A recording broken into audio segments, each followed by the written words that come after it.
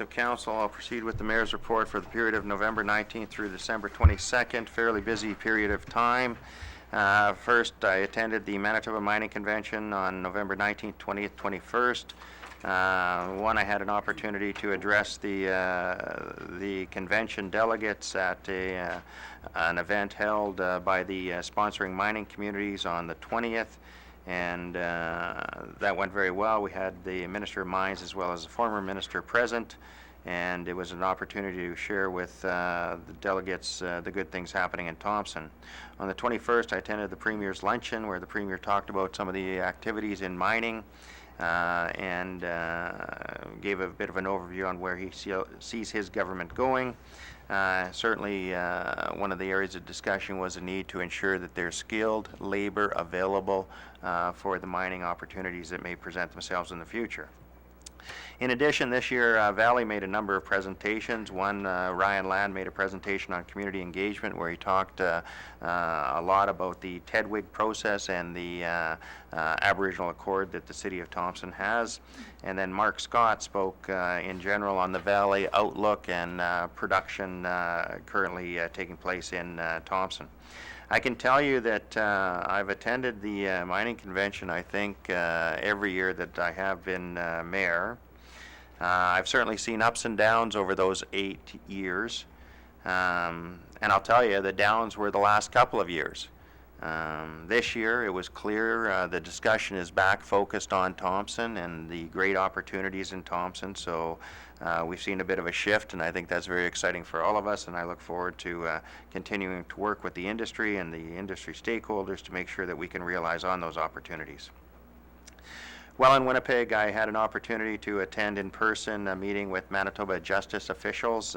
Some members of council also attended that meeting by teleconference here in Thompson, along with the city manager. The meeting was to discuss the potential for a new program in partnership with Manitoba Justice that I look forward to sharing more details in the near future. On the 25th of November, along with City Manager, we met with Jerry Delorme from Manitoba Health regarding the City of Thompson and specifically Thompson Fire Emergency Services and the role that they play in ambulance services. I was very pleased with the discussion that took place based on a proposal put forward by Thompson Fire and Emergency Services and the willingness of the province of Manitoba to look at continuing to support what I believe is one of the top services in the province that we have delivered here in our community. And Council will be receiving a letter from Mr. Delorme in the near future outlining specifically how that relationship will move forward.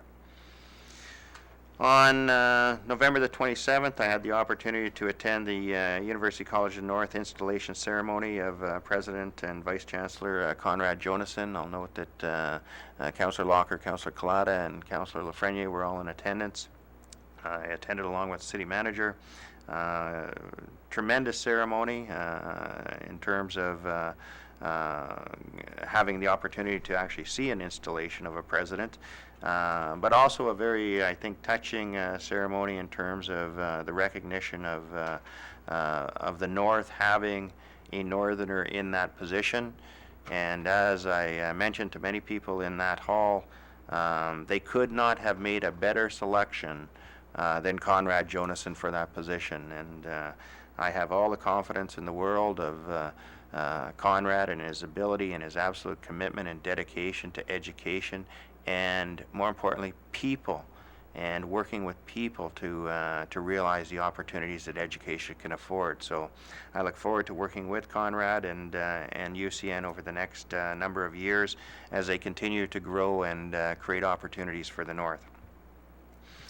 Also on the 27th, I attended the public open house for the wastewater treatment plant. It's unfortunate we didn't get a larger turnout in terms of the public, but I do thank those that made it out to that event. This is probably one of the most significant investments that the City of Thompson will be called on to make, either in the past 10, 15 years or likely for the next 10 or 15 years. Potentially over $30 million to replace this aging facility that we are required to replace based on provincial meeting provincial regulations. The good news is, because of the wisdom of previous councils to move forward with the utility, we will be eligible for funding of up to 60%, perhaps more, if we use the federal infrastructure program to offset the cost. And I think that that is huge in terms of the impact, because this will be, I believe, our largest single borrowing initiative. I encourage the public to become familiar with this project. It is something that we're going to need the support from the community, because it's going to take a large commitment by the community to make this happen. On November the 29th, I was pleased to, along with the president of Thompson Thompson Chamber of Commerce, President Oswald Saw, we met with representatives from the Royal Bank, both locally, the manager, as well as the regional vice president. And I can tell you it was a good opportunity where the bank was very interested in terms of the positive news that is being talked about in terms of the opportunities in Thompson. And I appreciate President Saw sitting in on that meeting. Also on the 29th, we had our first employee budget meetings. We've always made a commitment to our employees that we would meet with them during the budget process to get any ideas, suggestions from them. And I've always said that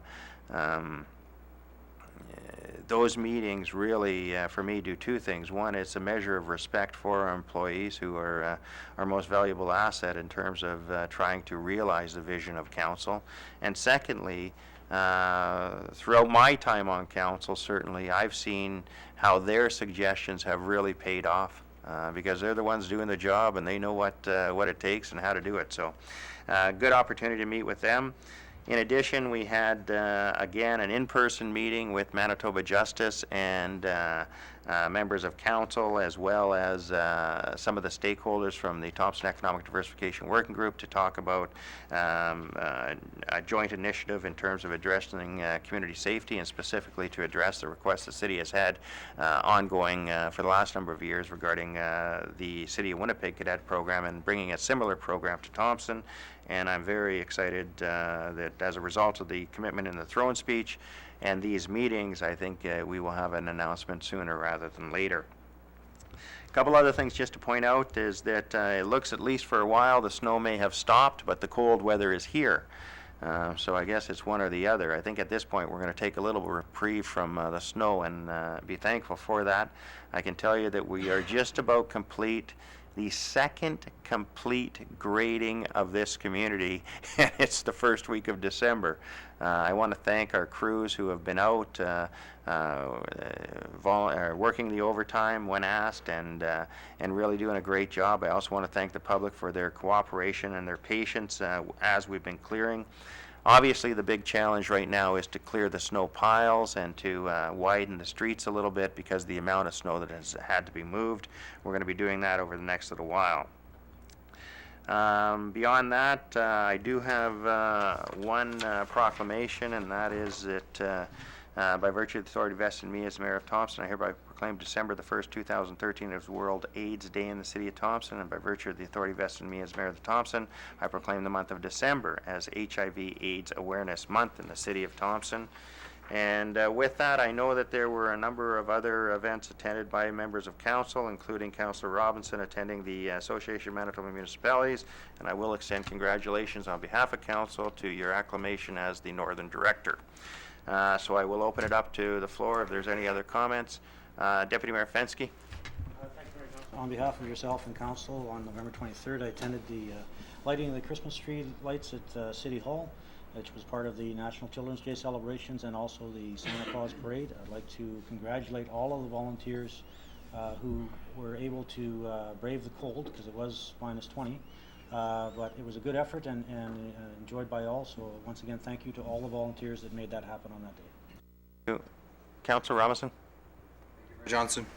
I attended United Steelworkers Banquet on behalf of the city on November 23rd. Give words of appreciation to our members of the union, city, and for the steelworkers of the Valley. Also on November 25th to the 27th or 28th, I had the pleasure to attend the AMM meeting in Brandon, and I was acclaimed unanimously through my peers of the North to be the AMM Northern Director for the Eastern Division of Manitoba to lobby the government on our behalf for all of the North and the province. I had the pleasure of listening to quite a few speakers. Doug Keeley spoke about the mark of a leader. He brought some light to how musicians have made a life for themselves by using few notes of their instruments. And what he was leading to was the fact that do what you can with the tools you have. Some musicians have made a fortune by not using any notes at all, except maybe clapping their hands and tapping their feet to a tune, to a melody. So that was very enlightening. Also got to listen to Amanda Lindhout, which was a victim of abduction in Somalia. And after her speech and how she spoke about how she was a victim of crime, and through her ordeal, she realized how much pain they were going through themselves, her captors, living in a life of violence, raised in a life of violence, and they knew nothing else than violence. And she talked about forgiveness and how later on she went back to Somalia and she helped the people there to make a better life for themselves. Also, I had the privilege to speak to 6 of our resolutions, which 5 passed and 1 did not. Unfortunately, that is one that we will have to work on. Also, I went to a few workshops.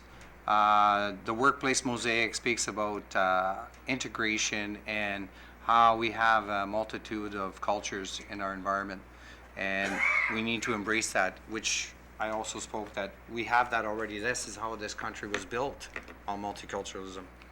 So that is something that's out there. We just need to foster it more.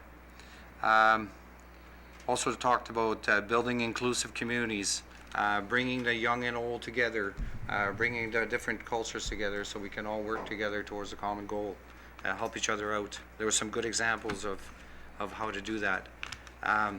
Also, I attended the city caucus on behalf of the city. Policing seems to be the biggest issue right now for a majority of the province, cities in this province. So that will be brought forward. Thank you. Thank you. Councillor Hogan. Thank you. This past week, I attended the Federation of Canadian Municipalities Board Advocacy Days in Ottawa and our November board meeting. And during the Advocacy Days, FCM board and committee members meet with a number of MPs, ministers, and senators of all political stripes to push the priorities of municipalities across the country. This year, we focused on a number of key initiatives, one including the latest FCM campaign on fixing the housing crunch, and that basically was a storyline about how housing is the latest issue, or it has been a building issue in municipalities across Canada. And although the local specifics may be different, it's a pressing issue that's being experienced in your large cities such as Vancouver to your smaller cities throughout the country. And another priority that we focused on during these advocacy meetings was the new Building Canada infrastructure program, just stressing the importance of having those details released shortly so that municipalities, including our own, can adequately plan our upcoming budgets. I met with a number of MPs and senators, and I also met with the Minister Kelly Leach from the Minister of Status of Women to talk about the FCM's programs and commitments around increasing women's participation in municipal government, and shared our own experience in the city of Thompson with the Protégé program, which was an initiative that was partnered with Status of Women Canada and showed great success in our own community.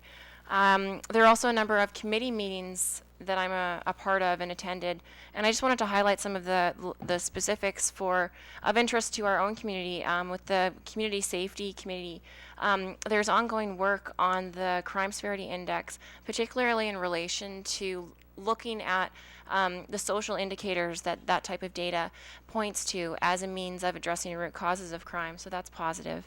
Another initiative is coming out of the Socioeconomic Committee is municipal and Aboriginal relations. And so this is a topic that there's actually been a subcommittee struck, which I'm a part of, that's aiming to define really what the work will be targeting going forward. But I just wanted to notice, or to make note of a particular initiative that's underway in that community between FCM and Can Do, and that's the Community Economic Development Initiative. And the reason that I highlight it is because of all the communities across Canada with municipalities and adjacent First Nation communities, the PAW and Opaskwayak Cree Nation are actually participating in this initiative and are working with FCM as a partner. There are 6 communities throughout Canada, and so I just thought that that was worth noting, that we have a northern neighbor participating in this FCM program. Councilor Lafreniere.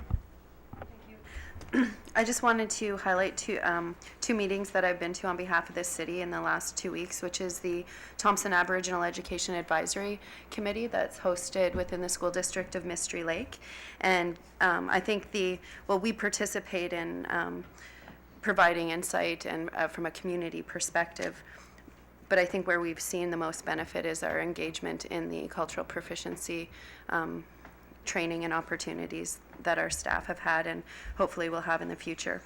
And as well as we had our Thompson Urban Aboriginal Strategy meeting where 17 partners, including the City of Thompson, sit around the table and make important decisions, develop strategies, and make investments.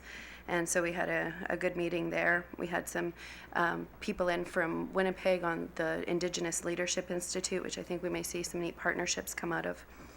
And those were the 2 I wanted to highlight, but in addition, you did mention that we're having budget meetings and that you had met with, or we had met with the staff to hear their feedback. But just for the record, we're meeting once to twice a week on budget issues, and in the last couple of weeks had the opportunity to meet with our community partners and agencies. Excellent, thank you. That concludes the business of council for this evening. I will entertain